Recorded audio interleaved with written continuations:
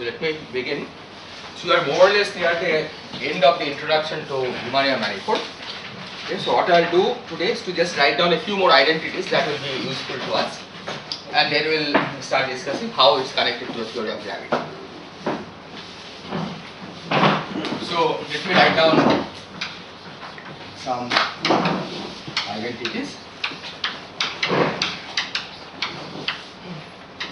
which can all be proved based on whatever you have learned so far. Okay, and all of these will be left as an exercise. So first, the identity involves this. Okay. Okay, so these are covariant derivatives. So what this tells us is that this is the difference between taking the covariant derivative in two different orders. Right? And if it is ordinary derivative, then you know that this will be 0. Okay, but here of course it's an ordinary derivative. This also has a Hermitian notation, so this is normally written as the commutator acting on it. Okay, but this is what this means. And the identity tells us that this is given by gamma L J I R L K J I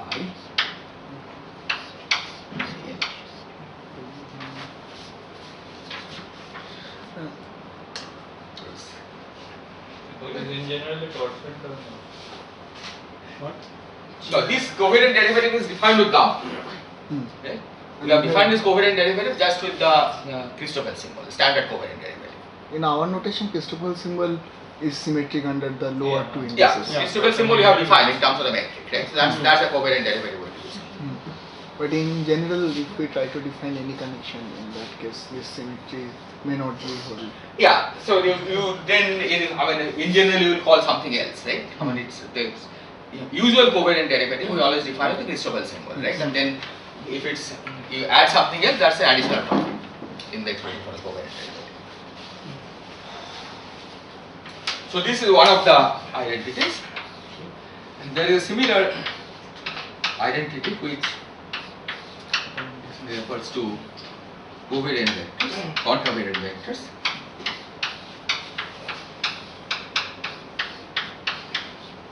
So this is R K L J I.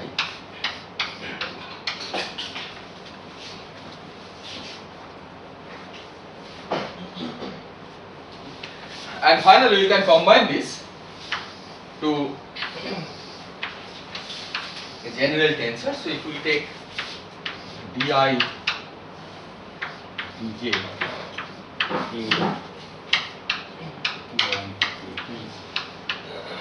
L1 to L2 minus dj di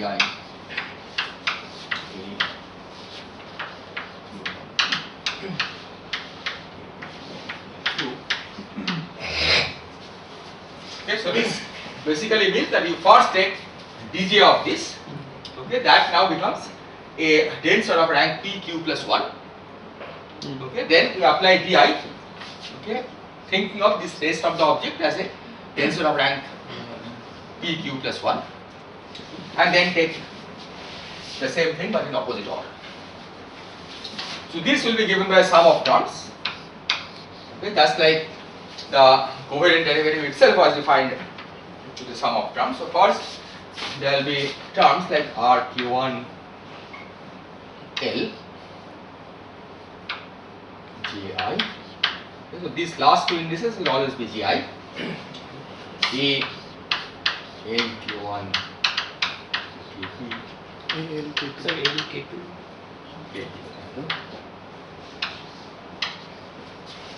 Plus etc. Let me write down the last term in this series. So this will be R K P L A1 KP minus L1 to LQ Okay, that's the first series of terms. So basically you get, for every index you get a factor of r.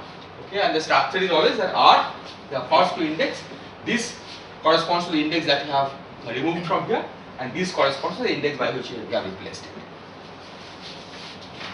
And then there is a series of terms for the contravariant, for the covariant index, and those take the form of RL.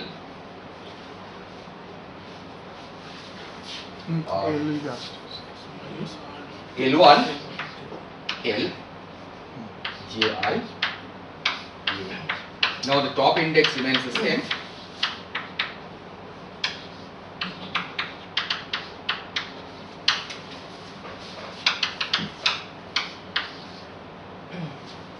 Why the middle L1? Maybe I see that. yes, order will be same because minus R, sign. R is always defined.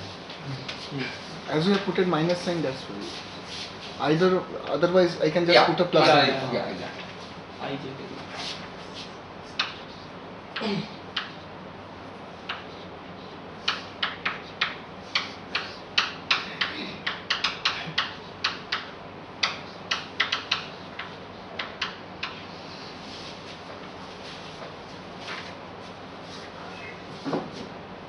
So is this structure clear? Right? Every time you have a factor of r. So for every index there is a term like this. And the idea is that the last two index of r is always gi. Okay? But the first pair of index, okay, that you take any of these index, put it on r. Okay? And then the second index is the one that you replace it by. Okay, that's the general structure. And this, as I said, you can verify straightforwardly from the original definition of D and the original definition of R.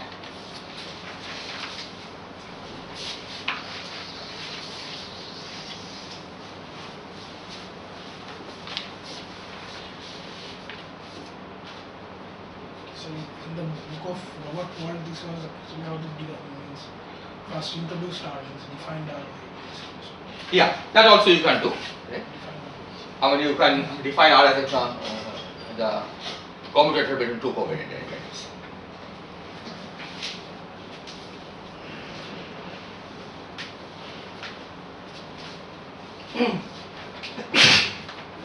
Okay. The other set of identities that will be useful to us is some identity involving R, the Riemann tensor. So we have already seen that the Riemann tensor has certain symmetries, right? And as a result of those symmetries, the number of independent components of the Riemann tensor is exactly what we counted, okay, from the ability to coordinate transform away some of the things applicable. So now I am going to write down some identity which involves derivatives of the Riemann tensor or covariant derivatives of the Riemann tensor. So that is known as the Bianchi identity.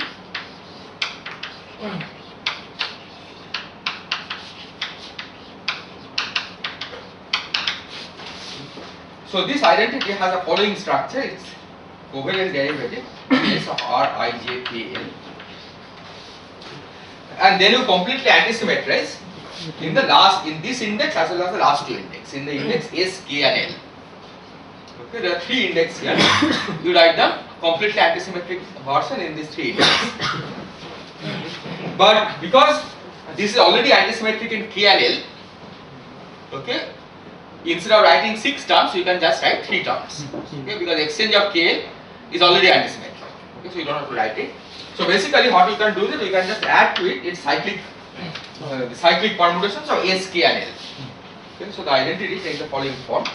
So B, K, R, I, J, L, S plus D, L, R, I, J,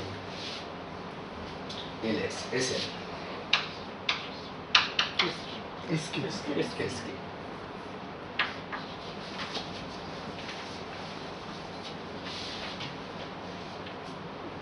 Okay, so this is the identity. Again, you can try to prove it directly, and you can simplify it by noting that this is a tensor. Right? So you can always go to a frame in which gamma vanishes.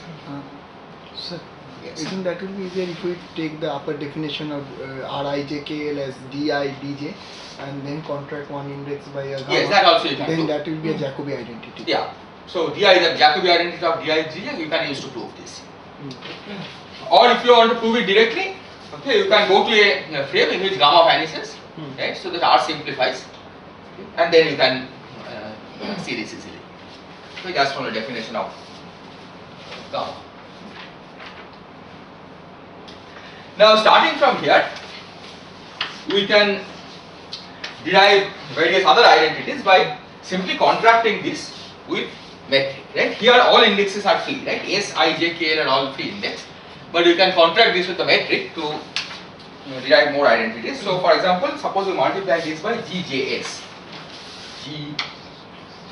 GJS,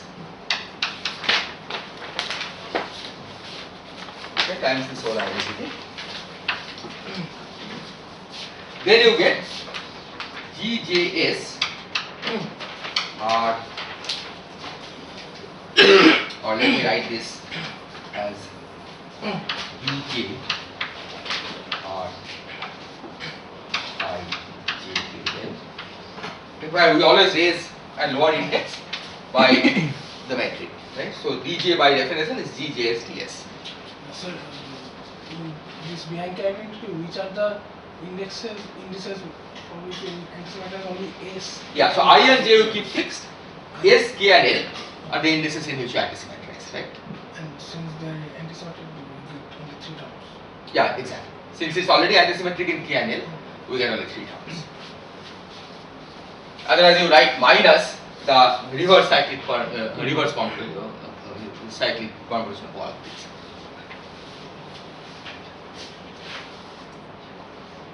J is in the lower. Yeah, so GJS times DS of this, right? So GJS DS is what I am calling D upper G. Right? That's the definition. So D upper G by definition is GJS DS. Okay, so anytime you raise out one index, it's with G. That is G. Remember? In the second term, GJS you can take inside the covariant derivative because the metric has vanishing covariant derivative, right? That we had already discussed. So the covariant derivative of metric is 0, so you can write as dk of GJS times this. But that gives you the rigid answer, right? GJS times this is RIL.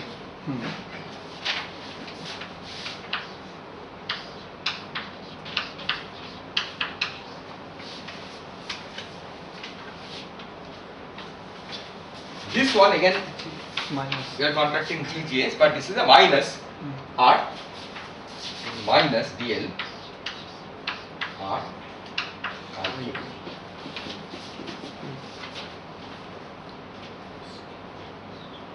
Is this clear? See, rigid tensor you had defined originally as contracting the first and third index. Right? That's how you had defined the rigid tensor.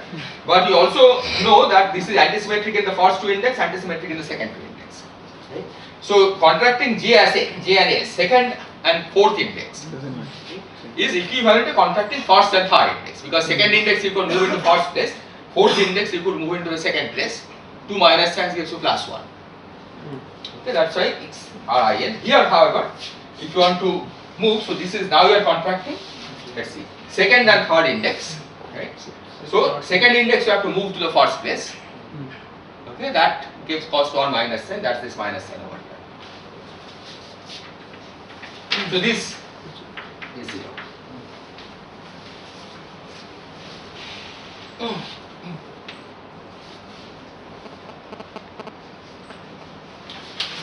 Now from this we can do a further contraction with GIK.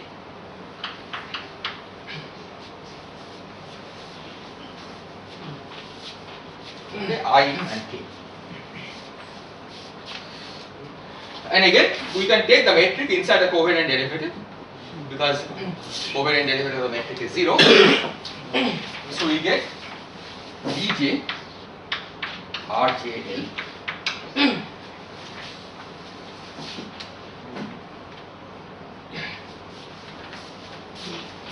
plus DI RL minus DL.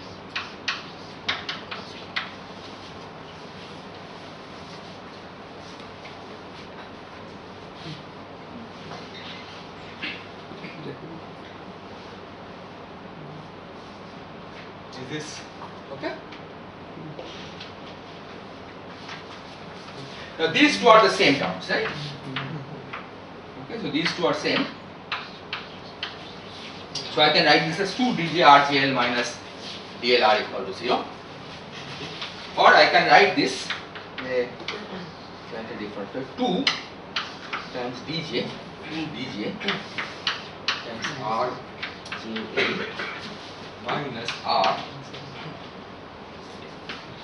times GJL minus half. There will be a half. There will be a, No. yeah, I put the half here. So 2 dj RGL is the first term. Second term, okay, first two terms. So DL of R, see dj of R times GGL, right? dj of course doesn't act on GGL, right? Because that's covariant data of a metric is 0. Right? So all it does is that dj acts on R. Okay, and then this GGL basically lowers the index, it becomes DL of R, which is exactly what you have here. So the covariant or derivative of a scalar is same as the ordinary derivative. Yes, covariant derivative of a scalar is the same as the ordinary derivative of a scalar. So this I could have written as an ordinary derivative, Not just right? But that doesn't matter. Let's write it as a covariant derivative. Which is the Einstein. Yeah. So this quantity is what is known as the Einstein tensor. Okay, and it will, this identity will play some role later. Okay, so this particular combination of the Ricci tensor and the scalar, the curvature scalar, is called the Einstein tensor. Okay, but all of this of course follows from this identity.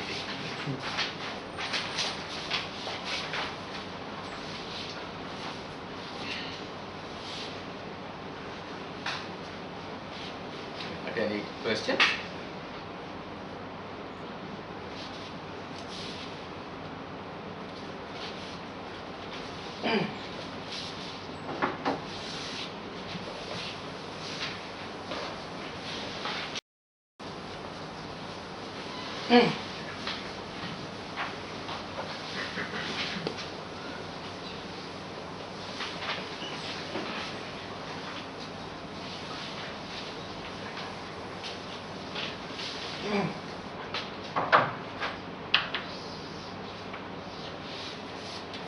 So this more or less finishes whatever you wanted to say about Riemannian manifold in general.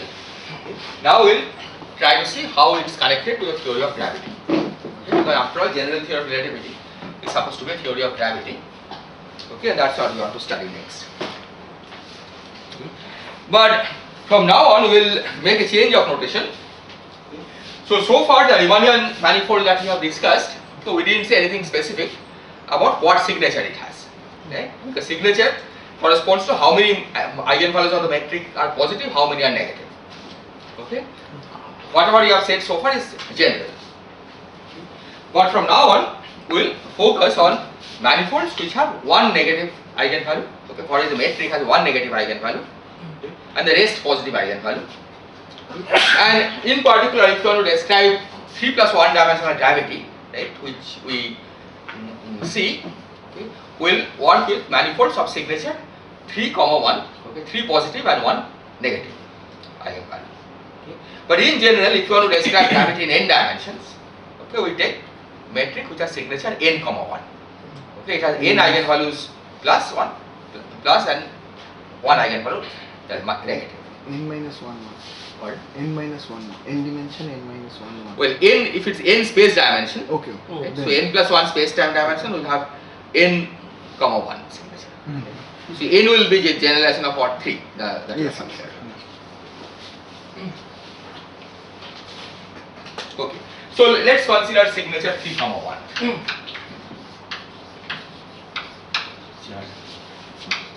1, which means that the eigenvalues of the structure minus and then 3 pluses.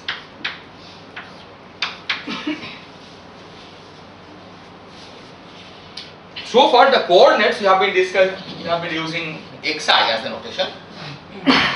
But now we will be using x mu. With mu running from 0 to 3 as coordinates.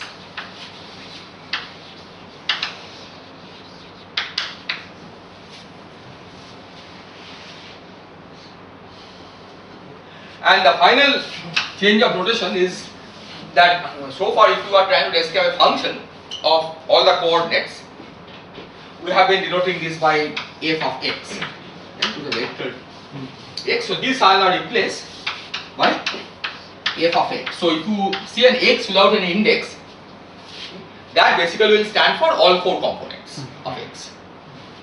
Okay, because the vector index will reserve for something else.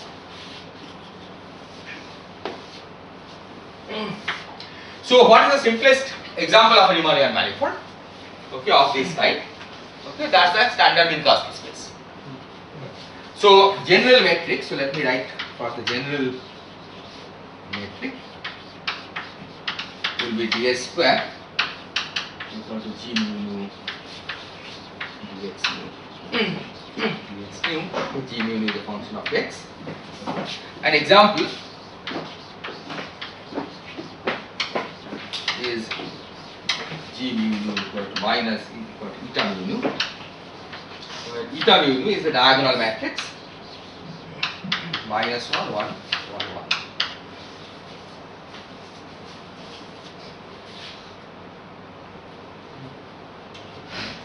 So this we are familiar with from spatial relativity.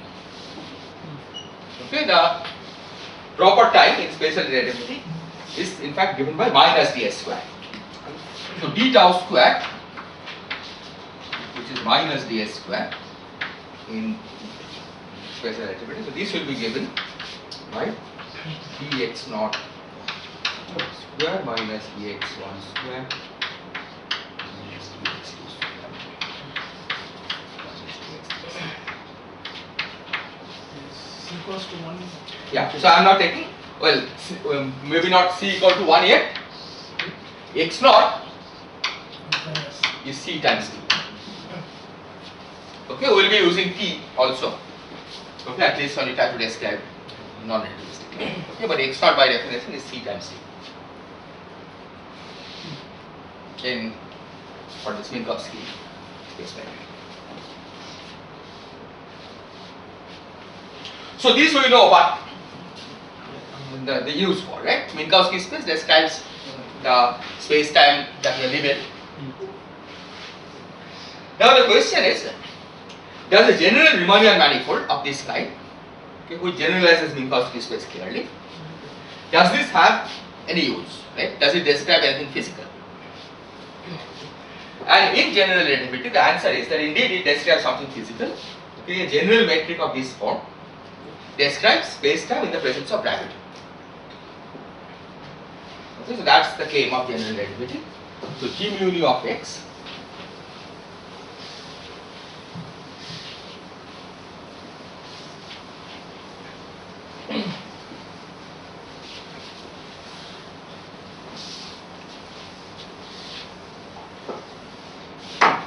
g mu nu of x, so general relativity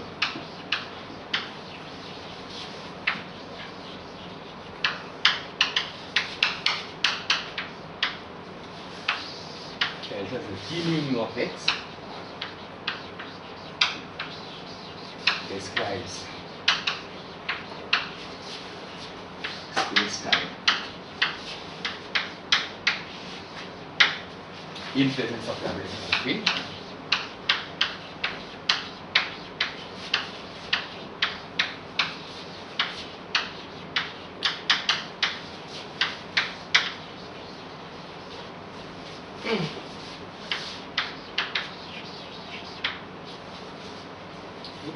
But more specifically, okay, what it tells us is that particle in gravitational field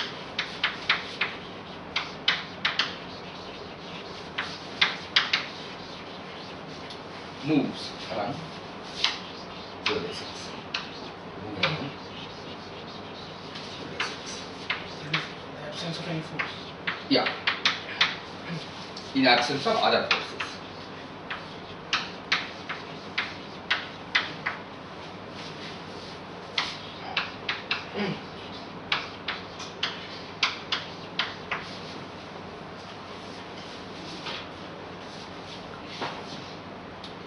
So once you have given this, you have at least specified part of what Newton's theory tells us. Okay? What Newton's theory tells us is that it tells us that given the presence of a gravitational field, how does a particle, what kind of force does a particle experience, right? And that in turn determines how the particle moves. General relativity replaces it by saying that the gravitational field corresponds to presence of a metric, and in the presence of a metric, the particle moves around a geodesy.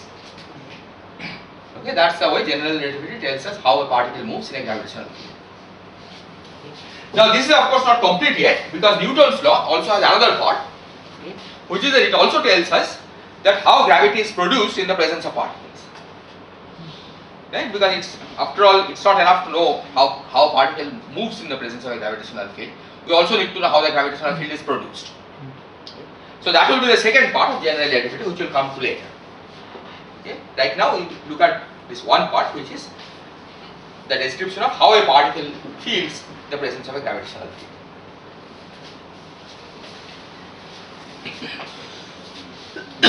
Now one can in fact make a more precise statement here.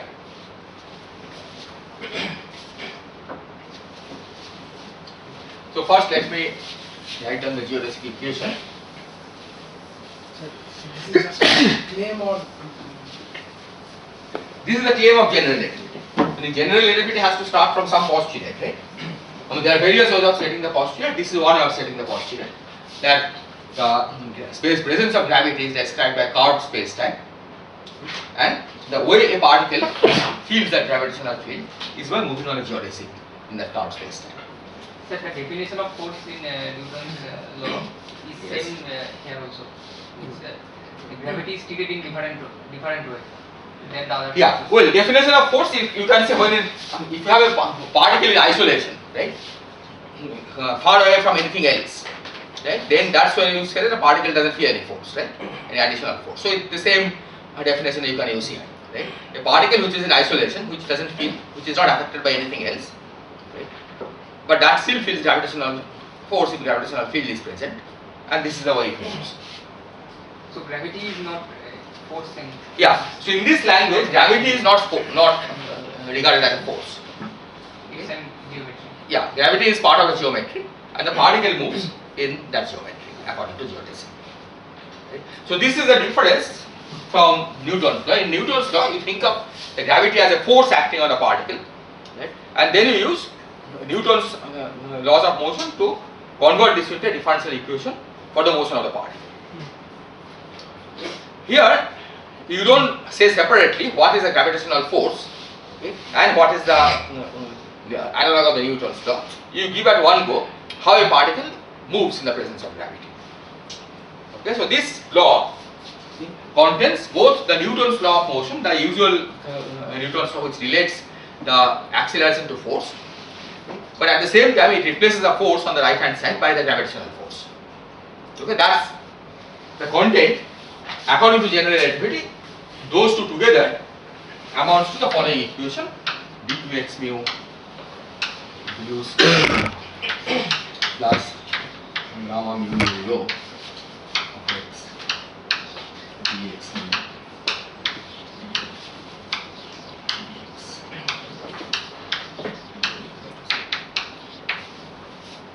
Okay, so this distinction is important to remember, that you don't specify separately in general relativity the effect of gravitational force, okay, and then the equation of motion as the analog of the Newton's law.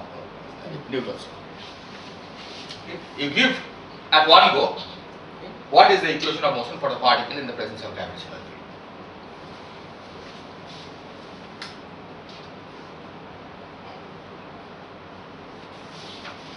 field. Okay. Now, in this case, we can in fact make it slightly more specific, because unlike in cases where we have all signature all plus, there you know the distances are always positive. Okay. But when the metric has this indefinite signature 1 minus and 3 plus eigenvalues, the distances ds squares can be positive or negative or 0. Okay, because there are both positive and negative terms in G mu nu. So because of this, we can divide the geodesics into three different classes. So the first class, which we call time lag geodesic.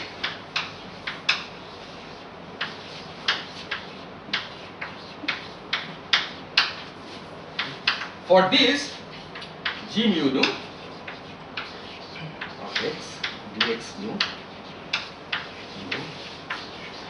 dx mu du is negative.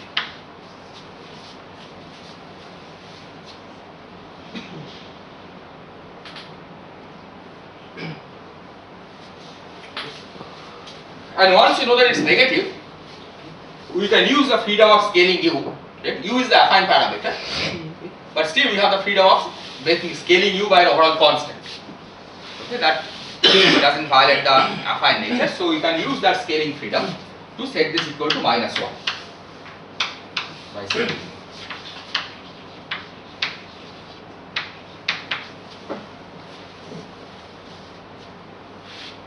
So this is the length of the tangent vector. Yeah, this is the length of the tangent vector dx mu du. Exactly. So if you do it, okay, because in a whole geodesic path, the length of the tangent vector won't change. Is it right? Yeah, that of course is already true, that the u has been chosen in such a way, okay, that equal interval in u corresponds to equal length of a tangent vector. But now we are making it more specific by setting it equal to -1. Okay. But we are saying that the given interval of u, okay, gives you exactly that value of the tangent vector, okay, up to the sign of -1. Okay. This -1 comes because this is negative. So we scale by a -1. Suppose, so we already know this is a constant, like a geodesic, right? Suppose that constant was c, okay, or -c, okay, because it's negative. Then you scale u by root c times u. You take u to root c times u, right? This can be made equal to -1. So it will be just in general property. Yeah, so once you do this, then u will be like a proper time. Right? In general, u is not a proper time for a generic choice of this. So the point is that ds square is minus ds square is g mu nu dx nu ds square. Once you have set this equal to -1, okay, first of all, is it clear that you can set this equal to -1 by scaling u? Right? If this is less than 0, right, then this is minus of some constant c. All you are saying that now take that equation, this is equal to minus some constant c, okay, and just replace u by root c times u. Okay, redefine a new coordinate u prime, okay, which is root c times u. Then g mu nu dx mu du prime dx nu du prime will be equal to -1. Okay, so by scaling you can set it equal to -1. The scaling means we cannot scale by any negative number. No, we are not scaling by negative number. We can scale by negative number, that will not help because it will square, right? So the point is, so if g mu nu dx mu du dx mu du, we already know this is constant, right? If it's negative, if time lag geodesic means it's negative, so it's equal to -c. Okay. Now define u equal to C u prime, root C u prime. So v over root c. Root C v. V over root c, I think is okay, because then this side, left hand side becomes c times g mu nu dx mu dv dx mu d, right? Okay, if u is v over root c. Now this c cancels this c, right? So the g mu nu dx mu dv dx mu dv becomes -1. So that v parameter we will now call u. Okay, that's what I mean by scaling u. We are not allowed to make arbitrary parameterization of u, right? Because then the geodesic equation itself will change. But multiplying u by an overall constant doesn't change the form of this equation. Okay, that's what we are doing. So in this case, if you have chosen this to be -1, then this is just minus du square. Right? Because g mu nu dx nu dx nu is just minus du square. Because this is minus 1, right? G mu nu dx nu du dx nu du is minus 1. So this is minus du square, which basically means Proper time. that this is also minus d tau square, right? That was the definition of proper time. Okay. So tau is equal to u up to a constant value. Because if we take a time like geodesic and it set is equal to minus 1, then the u that you use, okay, can be identified as a proper time measured around the geodesic.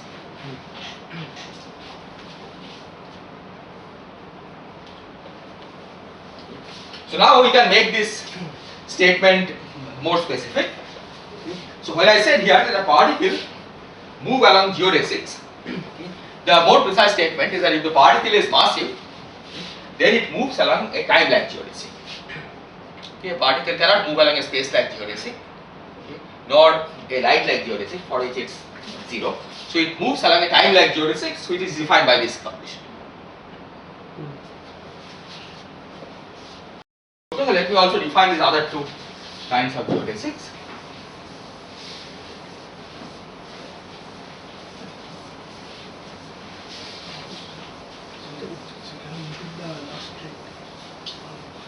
Okay, let me maybe I'll list the other two geodesics, then I'll repeat the last. So, space-like geodesic,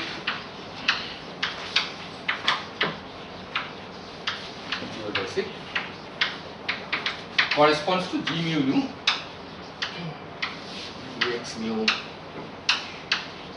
du dx mu du is positive. And finally, light-like geodesic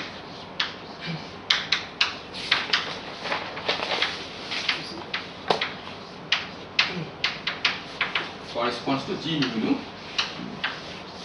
dx mu.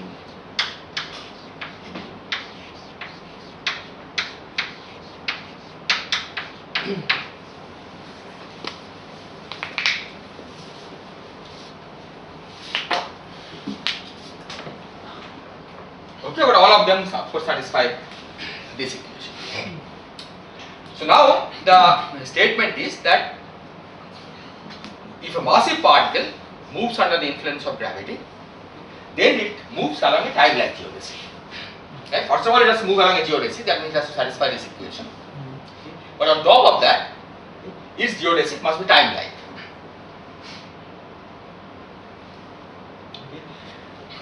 I mean, the analog of this in Minkowski space, okay, is trivial. It basically says that every particle travels at a speed less than the speed of light. Okay. In Minkowski space, if you think of, say, x0 versus x1, or x1 versus x0,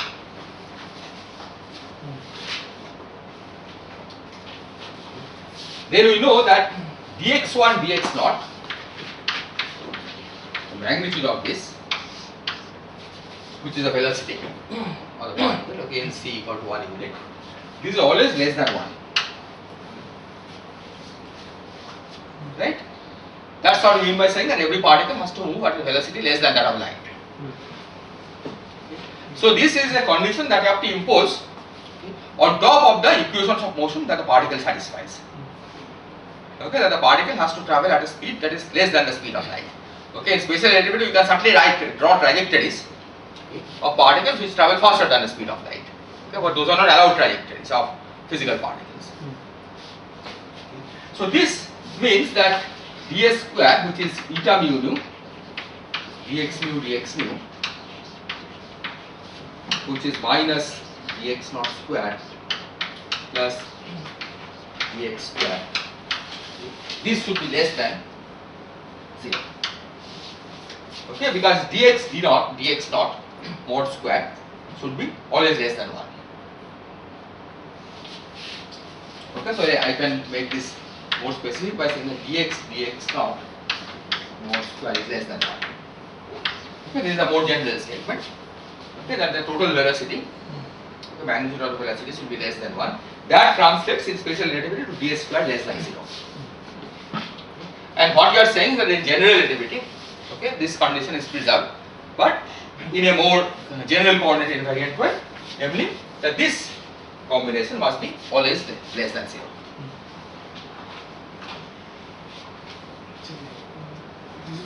So that the proper time is always real. Yes, so this means the proper time is always real, right? The proper time is always defined for a particle. On the other hand, just like in special relativity, if a massless particle always has to move at the speed of light. So which means that this, for a massless particle, must be always equal to 1. Right? And that implies ds square is 0.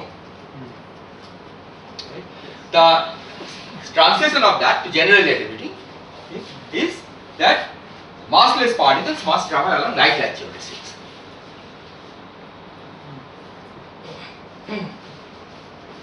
Is this clear? And nothing, of course, travels along space-like geodesy. Right? Because space-like geodesy will correspond to straight lines in the Minkowski space, for which this is positive, this is greater than 1. Right? That describes trajectories where the velocity is larger than that of light. Right? And you know that there are physical particles which have that property. So space-like geodesics are, even though they are geodesics, they are not trajectories of physical particles. Only light-like and time-like geodesics are trajectories of physical particles.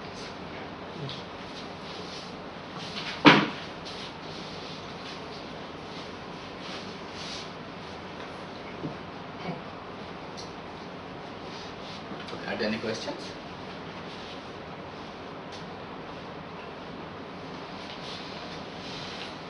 Okay, so far whatever you have said looks like that it came from nowhere, because we are trying to describe gravity. Now we seem to have something which is completely different, okay, some metric, and we are claiming that this describes the motion in gravity.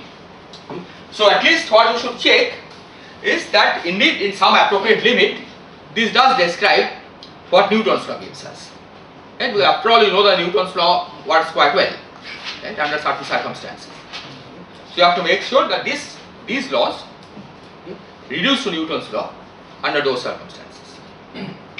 Nevertheless, we can see that already the advantage of these laws, okay, that these have the general coordinate invariance built in, okay, and that will generalize, that essentially will generalize special relativity.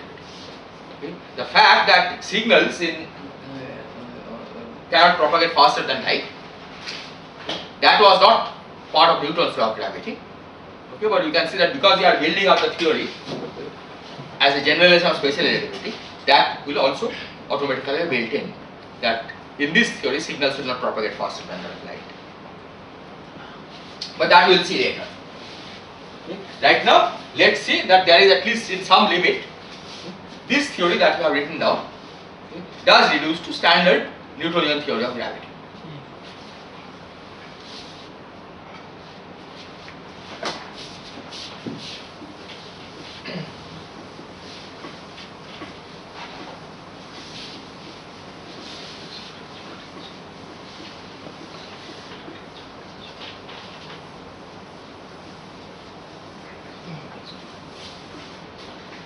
Are there any questions?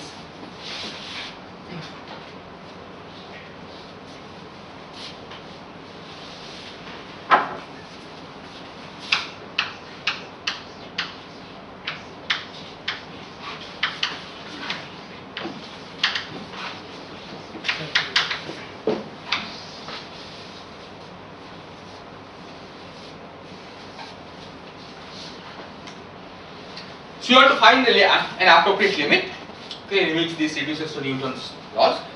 So what kind of limit should we take?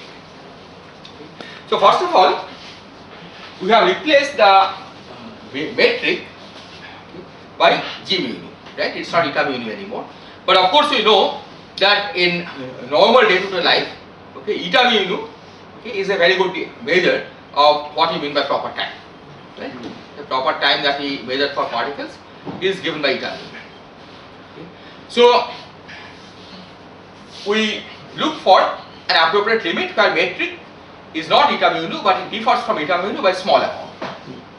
Okay, because that's the ordinary circumstances, right? If if you have the normal gravitational field that we see here, that doesn't interfere with the fact that the metric that we use for describing standard physics is eta mu. So it must be that somehow the gravity, even if it changes eta mu to g mu, that change must be small. Okay. So we call this weak field approximation. So we take weak field.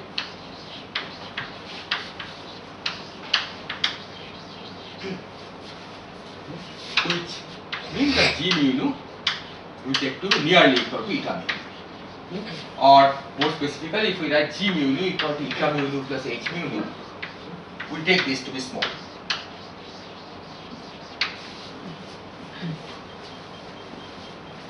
This is a function of x.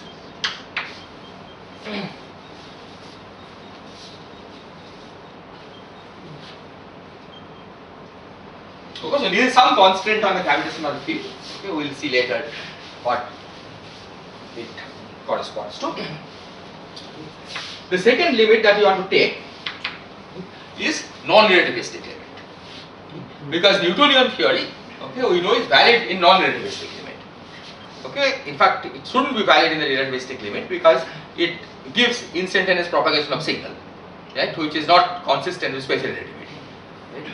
So we know from the beginning that if Newtonian theory is valid, has to be valid in some limit, it has to be in the non-relativistic limit.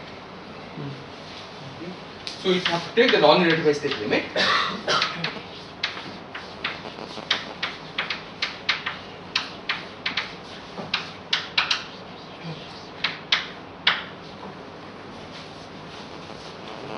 And we will try to do this by writing x naught as Ct.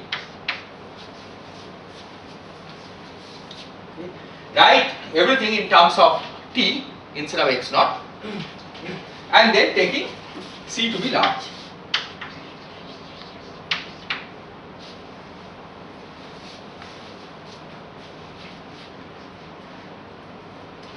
Now c of course is not dimensionless, right? C has dimensions.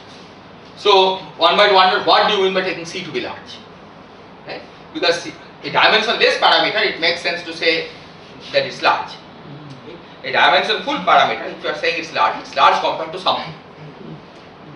So when I said we will take c to be large, that basically means that we will take c to be large compared to the kind of velocities we encounter in everyday life, right? Because so instead of taking c to be large, we could have said that all the velocities, okay, are small compared to in the c equal to 1 unit. Okay, that will be another way of saying this, but formally we can say that we take c to be large. So in practical terms, what this means is the following: that consider, for example, dx nu du.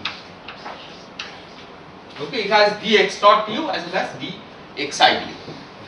So this consists of dx naught du and also dxi du for I equal to 1, 2, 3.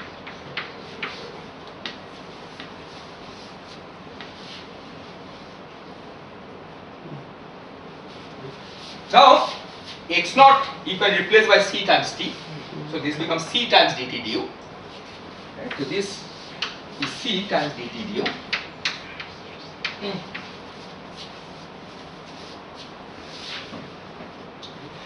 And now you can see that as c becomes large,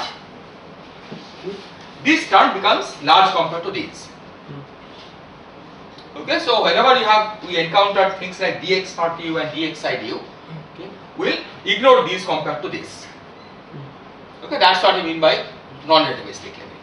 Okay, formally we are taking c to be large, but this is what it means, right? That the velocities are small compared to c. Similarly, if we have del x naught versus del xi, okay, where I again runs from 1 to 3. This I can write as 1 over c del t.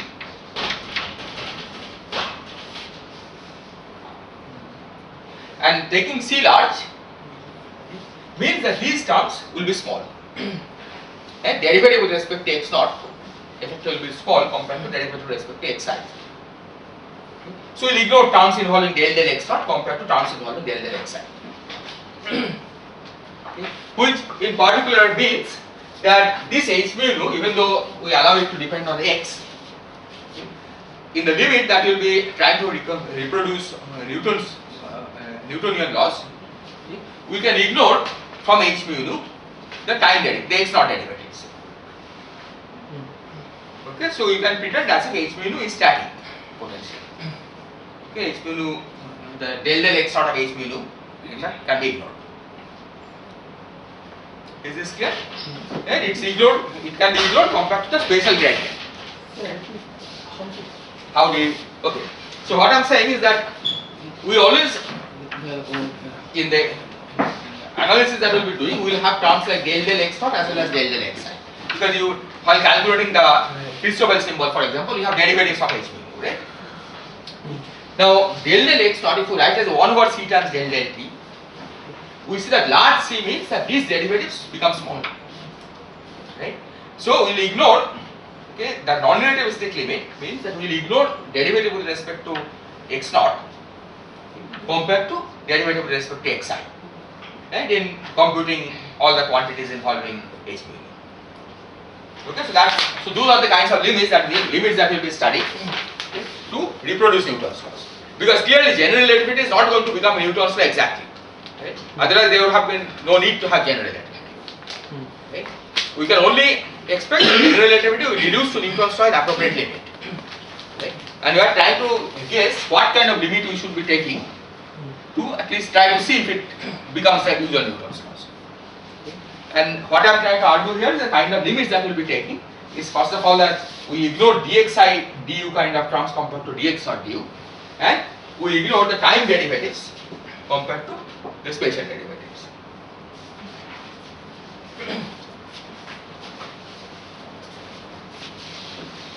Later on we will see that these two statements are in fact not independent. Okay, the non-relativistic limit will also automatically imply the weak field limit. Okay, but for now we think of this as a separate postulate that you have to take the weak field limit, because after all we know the eta mu nu is a very good representation of the metric in normal space time.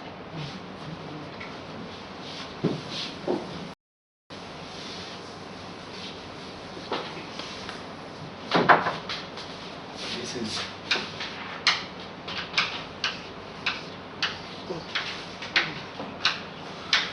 I'll also add to this g mu nu dx dx mu nu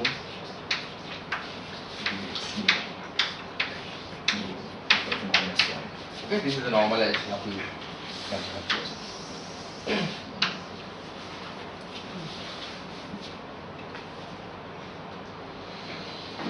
So we can write the geodesic equation now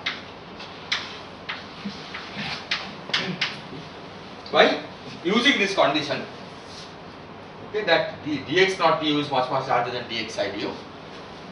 Using this condition, we can write this as gamma mu naught naught dx naught du square. Let me write approximate. Okay, we ignored the dxi du term compared to dx naught du term. Okay, that's this argument.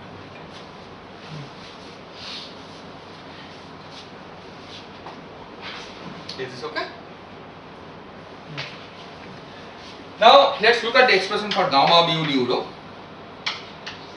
This was g mu sigma of del nu g sigma rho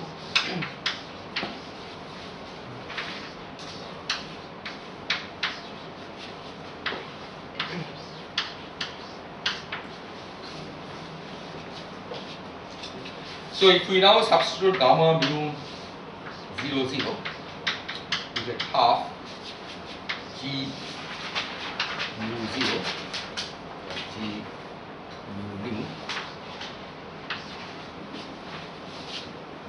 sigma del naught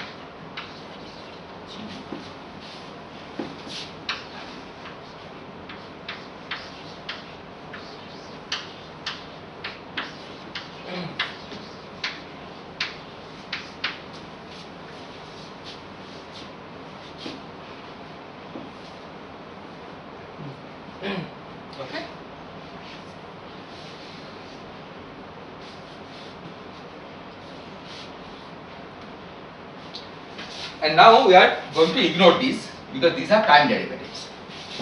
Okay, we said here that we ignore del x naught. Come to del x side. There is one more time. Pardon? So one more time derivative then in sigma. One more. Yeah. Because it's So here in del sigma, I have to pick only the space derivatives, right? Because here again there is a sum over sigma, which can involve 0 as well as I components. Okay, but I pick the I component. Okay, because the 0 component we have argued the del 0 of G00 should be small. Okay? There is a 1 over C sitting in front. So this I can write as minus half G mu I del I G00. Where I runs from 1 to 3.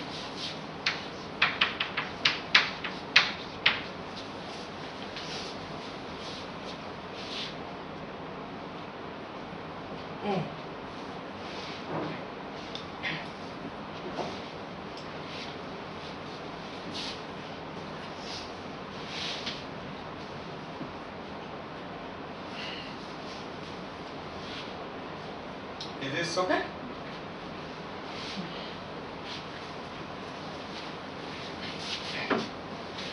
Now you see that here you have G00, okay, has a eta 00 factor, but that of course doesn't contribute because that's a constant. Okay. So this is really del I of H00. Okay, I can write this as del I of H00.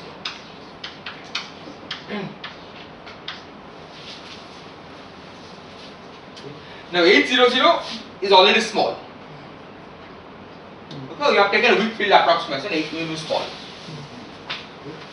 So now, if we take this G mu I over here, if we include the H dependent terms here, right, those will be of higher order in H. This will be order H square.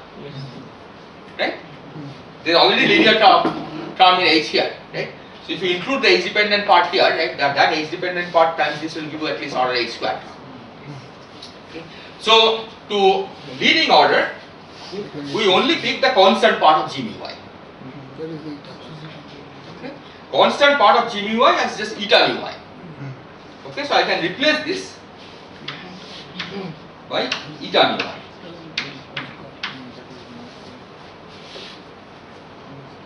Is this okay?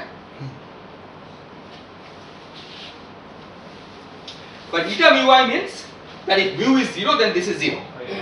Right? It's a diagonal, right? If mu is j, then this is delta ji. So only possibilities. So,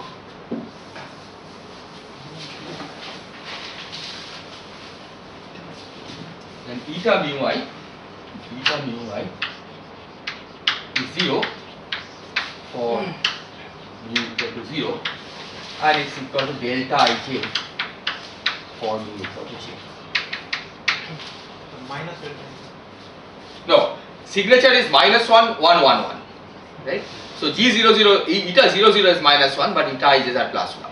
Right? That's the example we are taking.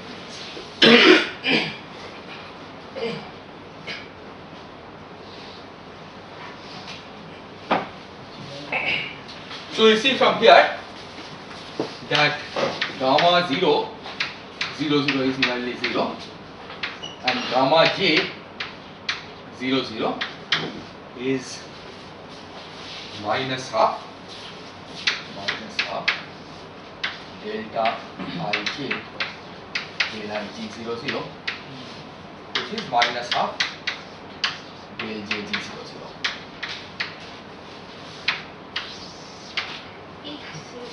So H or H 0, 0. As long as there is a derivative, of course, g and h doesn't matter, because eta 0, 0 has vanishing derivative anyway, but let me write H 0.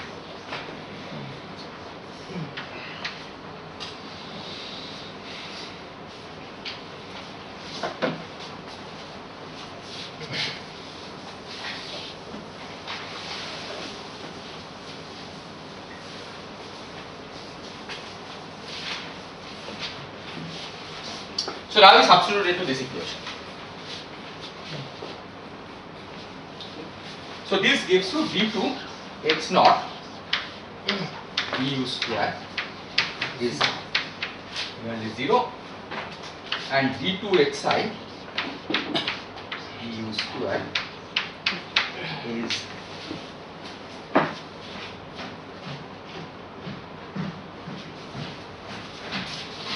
minus half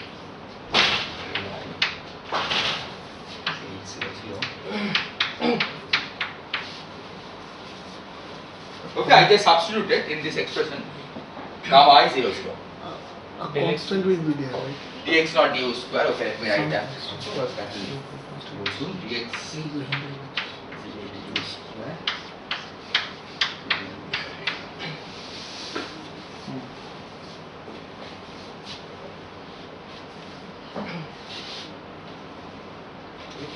But you also have this equation over here, right? That's a normalized value that we are using.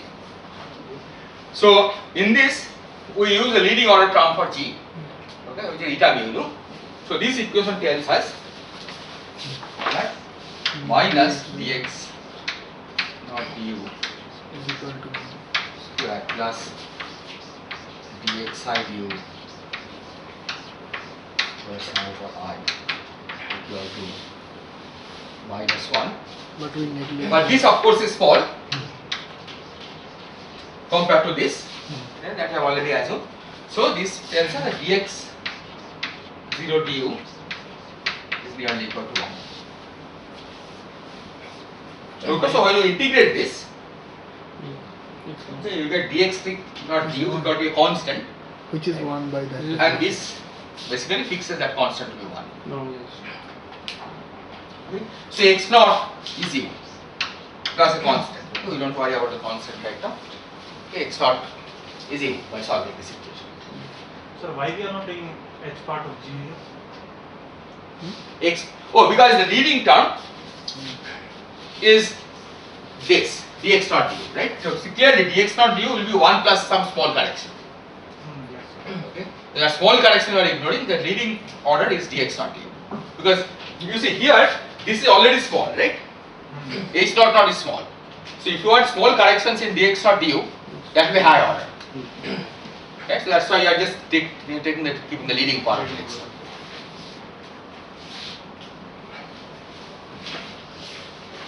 So this is one.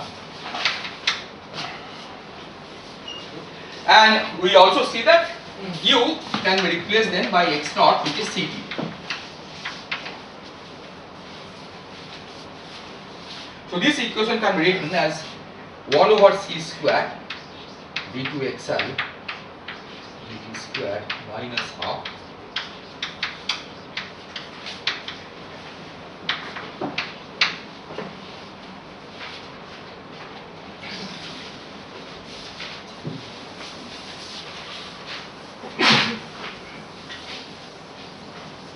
So delta H double zero has the gravitational potential on this equation.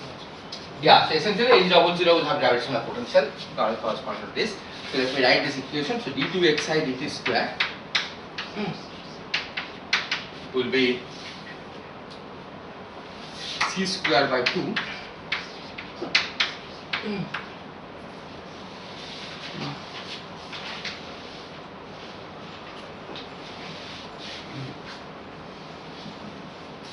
So let's now compare this with Newton's law of gravity. That we have already done our reduction. So in Newton's law, d2 xi dt square. So what should be the right hand side? Minus Grad grad phi, right? Minus the mass terms of course cancel, okay, gravitational potential. So by definition this is minus grad phi. So if we compare these two, we see that phi is minus c square by 2 800. Or reversing this 800 is minus 2 over c square phi.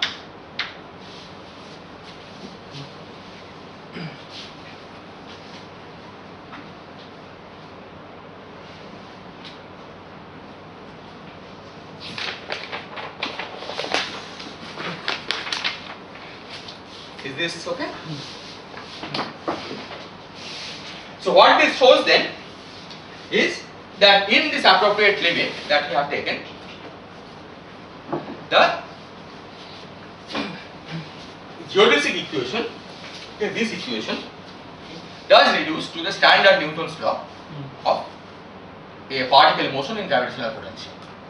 Okay, but you have to identify the Newton's gravitational potential and H00 in this fashion. So here this is valid if the gravitational potential which composes the m square term that is very less than c square.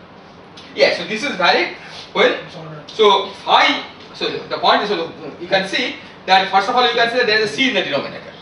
Okay, so if phi is kept fixed, right, some fixed gravitational potential that is given to us, and if you go to the non-relativistic limit by taking c to be large, we see that h naught already becomes small. Right, so the weak field approximation that we had made earlier, okay, is not independent of the non-relativistic approximation. Okay. For fixed gravitational potential, if you take the non-relativistic approximation by taking c to be large, okay, effectively the gravitational field in terms of the metric does become weak.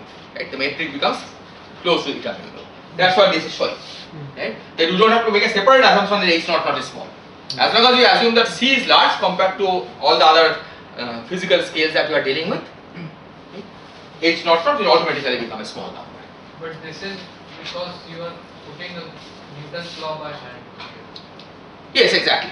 Right, Then because you are getting that the metric should not. yeah. So the point is, so this shows that in an appropriate limit, right, the geodesic equation reduces to Newton's law. Okay, and now we can reverse it by saying, okay, that if we start with Newton's law, okay, then to see that it emerges as a limit of general relativity, all you have to do is to take the non-relativistic limit, namely C large limit. Right? You don't have to explicitly put in the weak field approximation. That's not an independent approximation. Okay? The weak field approximation will be automatic in a non-relativistic limit. Right? Because identification is such that for fixed phi, if you take large C, h naught automatically becomes small. By comparing these two equations, Yes. so phi is equal h00 is equal to minus 2 by c square phi. Yes. It can, I can add some constant into it. Yes, you can add some constant Some into it. big constant. Then h00 will not be small. Even the c square is large. Well, the point is in the absence of gravity, right? You should reduce to space. It should reduce to spatial relativity, right? The That's it. constant So if you think of absence of gravity as phi being 0, okay, g mu should get back to eta mu. the constant ambiguity potential, the constant ambiguity in the potential is already in the Newton's law. Yeah, It's so there not- are exactly. it's In not nothing Newton's law new. there is a constant ambiguity, but the point is that when you try to compare the metric, right, the issue is whether you are allowed to add a constant. Yeah, but what I'm trying to say, that is already taken inside the metric, taken inside the potential itself. That is true. Phi plus Yeah. one. It is true. So when you are comparing the background metric, Yes. the potential takes care of the constant ambiguity part. Yeah, true. Suppose you have fixed the potential in certain way. Potential goes to 0 at infinity. Okay. Nevertheless, when you make this identification, you could add a constant to it. Right? And what is saying that could be a large constant. The reason that you don't do it is because if the potential, you normally fix the 0 of the potential so that far away from all matter the potential is 0. Okay? In that case, the standard flat space description should be good. Right? Here what will happen is that if you add a constant here, right, then when the potential has gone to 0, h naught is not only some constant. Okay. So that will add to eta, right? Which basically means that you have not scaled your coordinates correctly.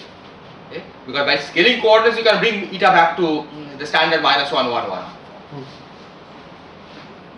In the phi going to 0 limit, Yes. h component should all go to 0. Yes. So that our g mu will Become reduce eta. to eta mu. Exactly. Right? In the absence of gravitational field, it should be standard Minkowski metric.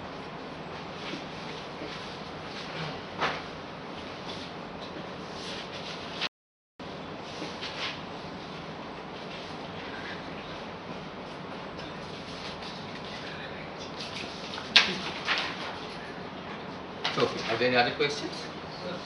again that same thing now. Yeah. Assume that you got right now as 1 by c square of 5. Yes. Assume that you got somehow c square times 5. Yes. At that point, you have to include that it should be a special relativity under a limit of c tending to infinity or taking high speeds and Yeah. See the point. Suppose you have gotten h not equal to c square times 5. Right? Then this means that to get to weak field limit, to make the correspondence between special general relativity and Newton's theory, you have to take the gravitational potential to a very, very small. That will be very surprising because the gravitational potential that we see is what we see, and we know that Newton's law is valid in for such gravitational potential. Right?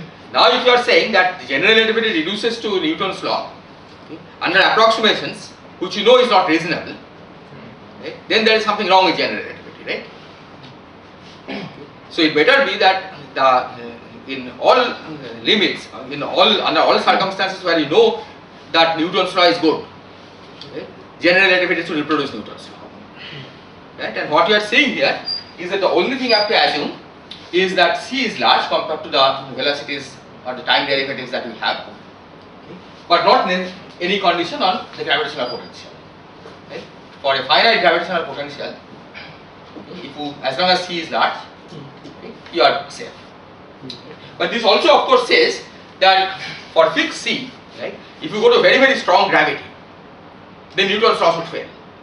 Right? Even though you are within non-relativistic limit, nothing moves very fast, nothing changes very fast. Right? A completely static case. Right? Even in that case, if the gravitational potential becomes very, very large, okay, where this becomes of order 1, then your laws of the Newton's law of gravity should fail. Right? So it's not that Newton's law of gravity is valid anytime you have slowly varying system. Right? You have to impose some additional condition, and that condition translates to some limit on what the Newtonian potential is. But that limit is determined by c square, right? It's very large because c is very large. Is this okay?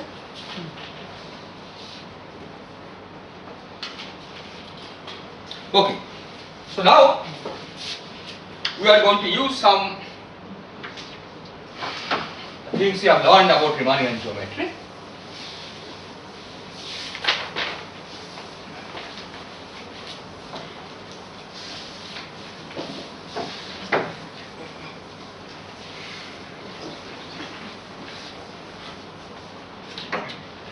And that is the following. So let's suppose we have some point in space time known by x naught.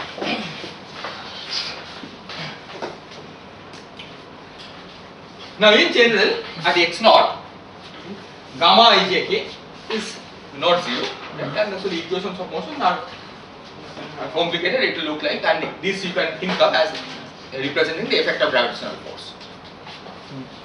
Okay, even though it's a geodesic equation.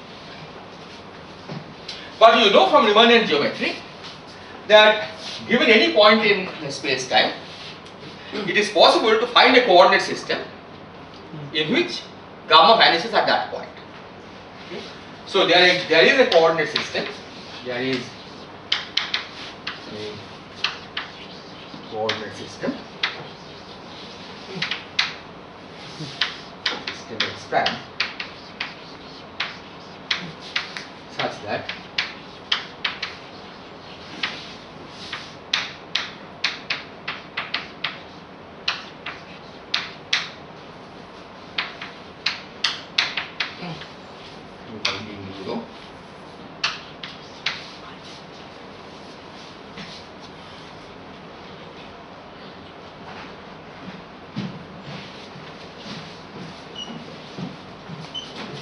and so this means that in this coordinate system, if you study the equation of motion of the particle, that at particular space-time point, okay, at the point x prime naught, this term goes away.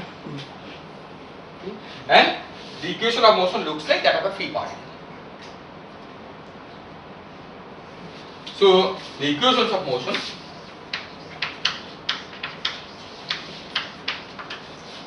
is d2 x prime mu du square plus gamma prime mu of Right.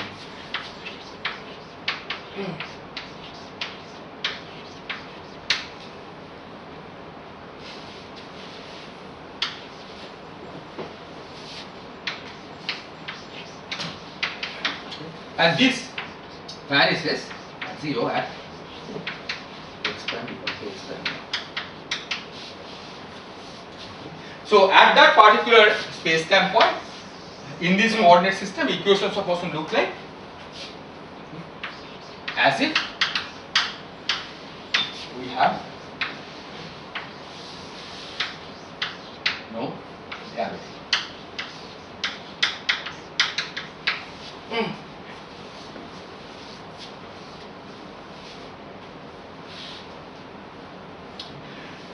So this can be done for every space-time point.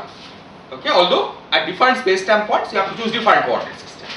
Okay, in general there is no single coordinate system in which gamma is value 0 everywhere. Okay. But nevertheless, for every space-time point it is possible to choose a coordinate system in which the equations of motion of the particle looks like as if it is that of a free particle. So this particular coordinate system is called the local inertial frame. And this principle that it is possible to find a coordinate system in which the effect of gravity goes away is known as the principle of equivalence. Okay, so this is called a local inertial frame. Local inertial frame.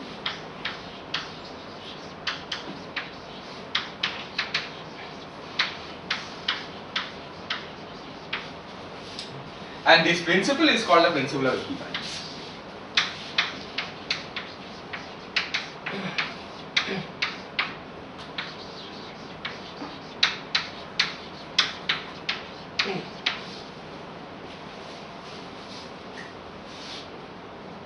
That the effect of gravity essentially can be removed by going to a particular frame.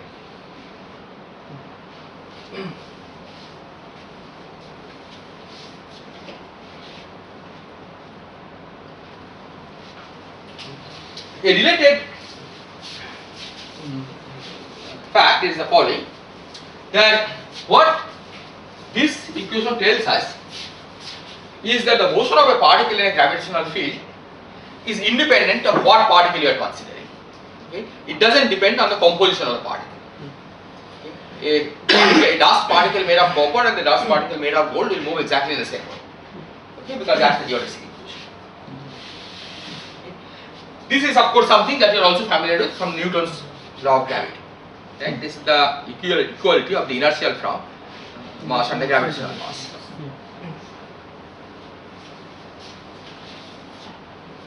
Is this okay? Now, there is one point which is worth emphasizing here, which is first of all that the principle of equivalence is not a consequence of general coordinate invariance. Okay, we have this theory that we have written, the Einstein's theory, of course is invariant on a general coordinate transformation, right? That's why you can use the language of Riemannian geometry. Okay, if you make a change of coordinates, the equations look the same. Okay. This principle is somewhat sacred, right? You cannot easily violate this principle.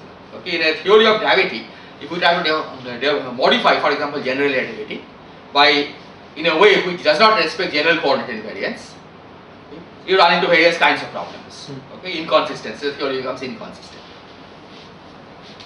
In contrast, principle of equivalence is not a sacred principle. Okay, it can be violated without violating general the general coordinate invariance. Okay. So I'll write down something that will violate the principle of equivalence. Okay, and nevertheless it's perfectly consistent with general coordinate invariance.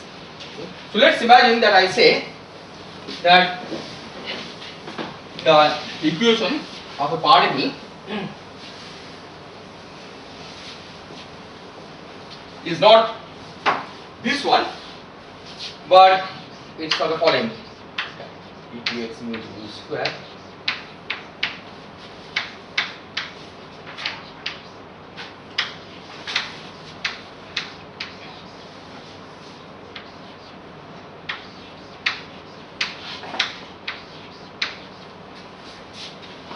plus some tensor, let's call it some constant alpha times d mu or mu rho dx.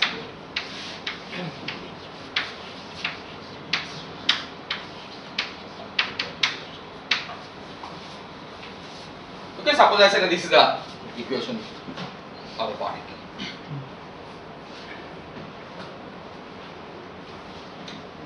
I can even make it worse by saying that this constant alpha that we have introduced depends on what particle is moving, right? For a gold particle, it takes one value; for a lead particle, it takes another value. So this is going to violate principle of equivalence, right? Even if you go to a local inertial frame where you have made this equal to 0,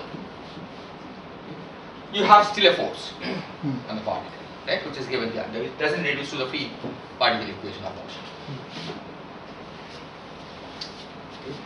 So this is not only possible, okay, in fact this is generic. Any theory of quantum gravity, okay, when you try to quantize gravity, okay, you always generate terms of this kind. Even if you don't talk about quantizing gravity, any modification of gravity, okay, respecting general coordinate invariance like string theory, will generate such a term even at the classical level. Can you repeat that? Adding. But adding this term doesn't violate its perfectly general coordinate invariant. Then you can check that if you make a general coordinate transformation, the whole thing gets just multiplied by a factor of del x prime mu del x sigma, right? And hence setting this equal to 0 is equivalent to setting this equal to 0 the prime coordinate system, right? So such a term will not violate any principle, and what I am saying is that in any modification of gravity, okay, when you include, for example, quantum effects, okay, or effects of the kind of which appears in string theory, for example, okay, which is a which respects the principle of general coordinate invariance, but nevertheless, which is a modification of Einstein's gravity. Okay, you will generate terms like this. Okay. So in this sense, principle of equivalence is not only not sacred, but it is generically violated in a theory of gravity. Given this, we can ask why does it work so well, right? If it's easy to violate this, okay, then what makes principle of equivalence work? Now, what makes it work, okay, is a simple dimensional argument. Okay. You see that we can compare these two terms over here. Okay. What is the difference between these two terms? So this involves metric. So both of them are involve derivatives of metric. Okay.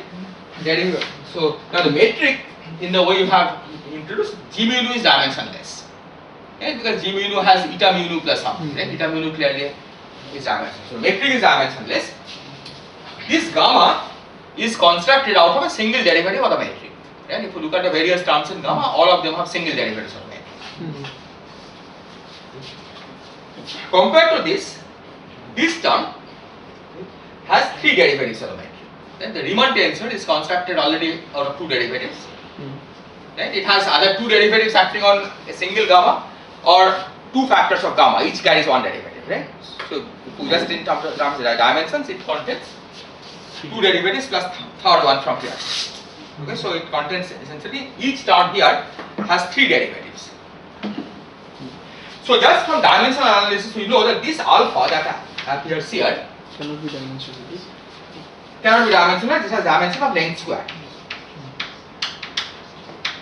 Length square. Right? Because this is 1, right? Just by comparing this, you know the alpha has to have dimension of length square.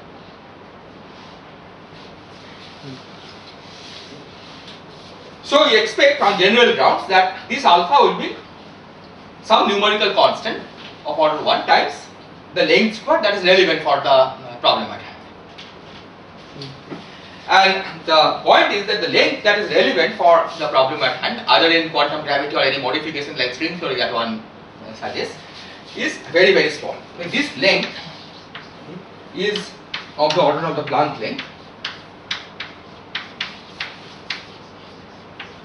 which is something like minus 33 centimeter.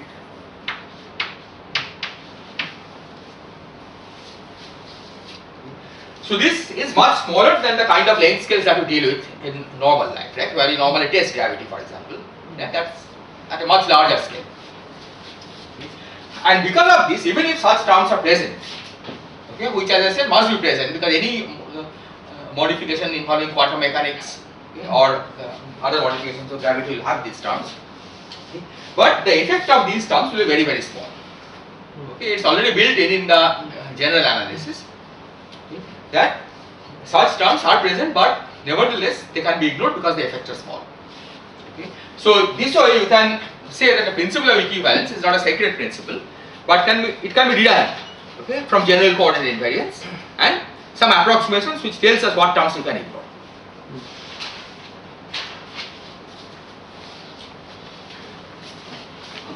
On the other hand, this term over here, you cannot get rid of. Okay, you could say, could you have gotten rid of this? Okay, or could you have changed this coefficient? Right? Then this dimension argument will not work. Right? Imagine that we change these coordinates to some alpha. Okay, then you are modifying the laws. Okay, particle no longer moves along a geodesic. Okay. But the reason you cannot change this coefficient is because then you violate general coordinate invariance. Right? You can easily check that it's only this particular combination that remains invariant on coordinate transformation. Okay, in fact, we needed this to recover a coordinate invariance. Okay. So this coefficient you cannot change. Okay, this term is always present. Anything else that we add is extra, which has to be general coordinate invariant by itself. So the terms which you have added will make it deviate from the geodesic, right? Yes, it will make it deviate from the geodesic. Exactly. So principle of equivalence tells us that a particle moves along a geodesic, but as I said, that's not a sacred principle. Right? You could easily add terms without violating general coordinate invariance, which will make the particle deviate from the geodesic. Okay? But just the physical principle tells us that the length squared, these coefficients that appear here are very, very small. And that is the reason why principle of equivalence is a good principle that works. Okay, not because it's sacred and particles have to move on geodesics. Yes. Why we cannot add terms where alpha can be dimensionless? You can check that it is not possible, right? That if you think of this, right, of what other terms you can add.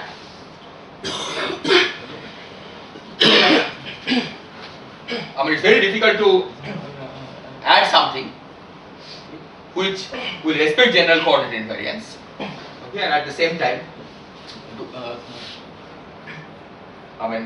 give you something useful. Basically, anything that you construct on a matrix, see, you can of course add additional force, right? That is always allowed. Okay, we are now trying to see what you can do with the metric, right? That if you want to do something with the metric, right, you have to add some kind of potential. Then you have to build a potential out of the metric, right? Then you can try to construct a force. But potential is a scalar which requires derivatives, which requires Riemann tensor, right? You start with the Riemann tensor and then you can take the square of the Riemann tensor, right?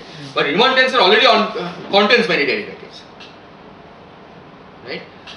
So because of this, okay, you can add more terms, of course, okay, but all of them will contain more derivatives and hence small coefficients. I think I'll stop here and continue next time.